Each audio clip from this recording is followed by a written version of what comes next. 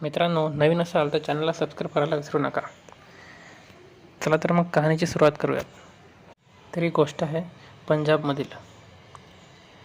पंजाबमधील खन्ना जिल्ह्यातील गुरप्रीत सिंग याचा गुरजीत कौर नावाच्या तरुणाशी विवाह झाला होता. गुरजीत कौर हिच्यापासून एक मुलगा आणि एक मुलगी झाली होती. लग्न झाल्यापासून गुरप्रीत सिंग आणि गुरजीत कौर यांचा संसार अतिशय सुंदर सुरू होता. एकत्र कुटुंब पद्धतीमध्ये गुरप्रीत आपल्या बायको पोरासमेत आणि आपला भाऊ गुरुचरण सिंगसोबत राहत होता. गेल्या 2 वर्षापासून त्याची आई व्याधीग्रस्त झाली होती. आता दोघे भाऊ आणि त्यांच्या बायका त्यांच्या आईची मनोभावे सेवा करत होते. गेल्या काही दिवसापासून गुरप्रीत सिंगच्या बायकोची म्हणजे गुरजीत कौरची बहीण सुखविंदर सिंग ही त्याच्या घरी येऊन 8-10 दिवस मुक्कामाला राहू लागली होती. तर मुक्कामी असताना गुरप्रीत सिंग करत असलेली आपल्या आईची सेवा पाहून तिला त्याच्याबद्दल आपुलकी वाटू लागली. सुखविंदर सिंग ही देवभोळी असल्याने फावल्या वेळेत ती देवाचा जप करायची. तिची देवभोळेपणाची लागण गुरप्रीत सिंगला झाली. आता ते दोघेजण मिळून देवदेव करायला लागले होते आणि वेळेप्रसंगी गुरप्रीत आणि सुखविंदर सिंग मिळून धार्मिक स्थळाला जाऊ लागले. देवभोळेपणाच्या नादात गुरप्रीत सिंग गावोगावी फिरत असताना धुळे, नंदुरबार जिल्ह्यातही आला होता आणि याच प्रवासादरम्यान तो काही काळ धुळ्यातील गुरुद्वारामध्ये विसाव्यासाठी थांबला होता. तेथे असलेल्या लोकांशी गप्पा करताना त्याने आपल्या आईबद्दल सांगितले की तिला सर्व प्रकारचे औषधोपचार करूनही ती बरी होत नसल्याचे त्याने त्यांना सांगितले. त्यानंतर त्याला नंदुरबार जिल्ह्यातील अक्कलकुवा परिसरातील एका मांत्रिकाची माहिती देण्यात आली आणि संबंधित मांत्रिक मंत्रोपचार करून जडीबुटी देऊन असाध्य रोग बरा करतो असे त्याला सांगण्यात आले. त्यानंतर गुरप्रीत सिंग त्या मांत्रिकाच्या भेटीला गेला होता. आता गुरप्रीत सिंगने आपल्या आईच्या व्याधीबद्दल सांगितले असता त्या मांत्रिकाने आपल्या घरूनच गुरप्रीत सिंग याच्या आईबद्दल मंत्रोपचार केले आणि आईला देण्यासाठी काही जडीबुटी पण दिल्या. आता ही औषधे घेऊन गुरप्रीत सिंग घरी गेला. त्याने व्याधीग्रस्त असलेल्या आपल्या आईला ती औषधे सुरू केली.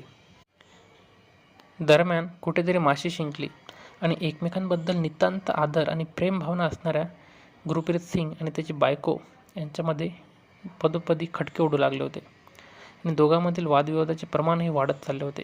परिणामी त्यांच्या एकत्र कुटुंबातील आतापर्यंत जी शांतता होती ती सगळी भंग पावली. दरम्यान गुरप्रीत सिंग याच्या बायकोच्या बहिणीबरोबर म्हणजेच सुखविंदर सिंग हिच्याबरोबर गुरप्रीत सिंगचे सख्य वाढले होते. सुखविंदर सांगेल तसे गुरप्रीत सिंग वागू लागला. कारण शोधून बायकोशी वाद घालून घरातील शांतता भंग करणाऱ्या गुरप्रीत सिंगची समजूत काढण्यासाठी त्याच्या कुटुंबियांनी एकत्र बैठक घेतली आणि या बैठकीला गुरप्रीत सिंगच्या बायकोची बहीण पण होती. तर गुरप्रीत सिंग हा त्याच्या बायकोच्या बहिणीचे ऐकत असल्यामुळे तिला बैठकीत हजर न राहण्याची विनंती करण्यात आली होती आणि या बैठकीत गुरप्रीत सिंग याची समजूत काढल्यानंतर स्वतःहून बायकोशी वाद घालणार नाही असे गुरप्रीत सिंगने आपल्या कुटुंबियांना सांगून आश्वस्त केले. बैठकीचा उद्देश सफल झाल्याने गावातील एका पवित्र कालव्याला नारळ वाहण्याचा कार्यक्रम गुरप्रीत सिंगने आपल्या बायकोला सांगितला आणि तिने मग त्याला होकार दर्शवला. आता ज्या कालव्याला नारळ वाहण्याचा कार्यक्रम निश्चित झाला होता तो कालवा पवित्र समजला जातो आणि त्या कालव्यातील पाणी सतत वाहत असते. त्या कालव्याची खोली जी होती ती बरीच जास्त होती. त्यामुळे कालव्याच्या काठावर उभे राहूनच आपण कालव्याच्या खळखळ वाहणाऱ्या पाण्यामध्ये नारळ वाहण्याची प्रथा होती आणि त्याप्रमाणे ठरल्याप्रमाणे गुरप्रीत सिंग हा त्याची पत्नी आणि त्याची 2 मुले यांना घेऊन कालव्यावर पोहोचला आणि त्या पवित्र कालव्याला नारळ वाहण्यासाठी गुरप्रीत सिंग आणि त्याची बायको आणि 2 मुले कालव्याच्या काठावर उभे राहिले होते. आता त्यावेळी गुरजीत कौरने आपल्या 5 वर्षाच्या मुलीच्या हाताला धरले होते. यावेळी नारळ वाहताना गुरप्रीत सिंगचा धक्का त्याच्या बायकोला लागला, पण त्याही परिस्थितीत तिने स्वतःला सावरले. पण दुर्दैवाने तिच्या 5 वर्षाच्या मुलीचा हात सटकला आणि ती मुलगी पाण्यात वाहून जाऊ लागली. त्या खळखळत्या पाण्यात ती पुढे वाहत होती. आता आपली मुलगी पाण्यात पडल्याचे दिसताच तिच्या बायकोने हंबरडा फोडला आणि आपल्या पतीला आपल्या मुलीला वाचवण्याची विनंती करू लागली.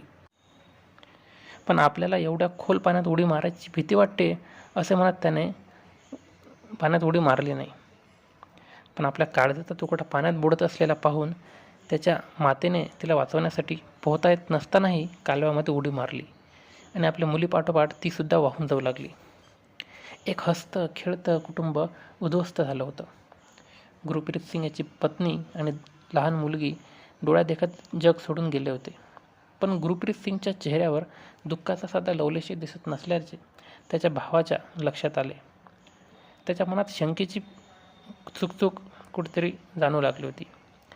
तेव्हा त्याने डायरेक्ट पोलीस स्टेशन गाठले आणि व्याधीग्रस्त आईला व्याधीमुक्त करायचे असल्यास घरातील कोणाचा तरी बळी द्यावा लागेल असे आपल्याला नंदुरबार जिल्ह्यातील मांत्रिकांनी सांगितले आहे असे आपला मोठा भाऊ आपल्याला सांगत असायचा. त्यामुळे गुरजीत कौर आणि तिच्या मुलीचा अपघात नसून घातपात असल्याची शंका असल्याचं म्हणत गुरुचरण सिंगने सरळ आपल्या सख्या भावाविरुद्ध पोलीस स्टेशनमध्ये कंप्लेंट नोंदवली होती. पोलिसांनी चौकशी सुरू केली आणि सर्वप्रथम चौकशीने अधिकाऱ्यांनी गुरप्रीतच्या कुटुंबातील सर्वांचे प्राथमिक जबाब नोंदवून घेतले. त्यानंतर त्यांनी शेजारी पाजारी त्यांच्या मित्रपरिवारातील लोक या सगळ्यांचे जबाब नोंदवून घेतले आणि ज्या ठिकाणी घटना घडली होती त्या ठिकाणचे CCTV फुटेजसुद्धा त्यांनी तपासून पाहिले. त्यावेळी त्यांना असं दिसले की गुरप्रीत सिंग याने आपल्या बायकोला जो धक्का दिला होता तो अनावधानाने लागला नसून तो जाणून बुजून दिल्याचे त्यांना दिसून आले होते.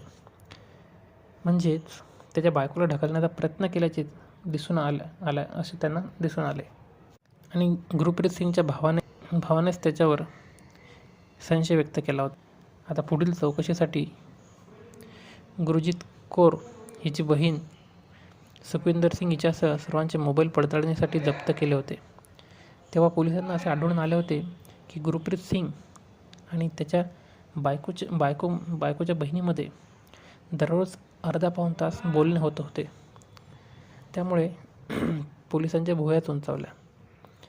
पोलिसांनी गुरप्रीत सिंगच्या बायकोच्या बहिणीला चौकशीसाठी मग रिंगणात घेतले. सुरुवातीला त्या दोघांनी डोळ्यात धूळ फेकण्याचा प्रयत्न केला, पण चौकशी पथकातील सर्वांनी एकाच वेळी दोघांवर प्रश्नांची सरबत्ती सुरू केली. तेव्हा 52 वर्षीय सुखविंदर सिंगचे गुरप्रीत सिंगशी प्रेमसंबंध जुळून आले होते आणि आपल्या प्रेमात माझी बहीण गुरजीत कौर ही अडथळा ठरू लागली होती आणि हा अडथळा दूर करण्यासाठी आम्ही दोघांनी म्हणजेच गुरप्रीत सिंग व मी पवित्र कालव्याचा नारळ तरोड्यांचा घाट घातला होता व तेथेच गुरजीत कौरला संपवण्याचा निश्चय केला होता असा कबुली जबाब गुरजीत कौरच्या बायकोच्या बहिणीने दिला.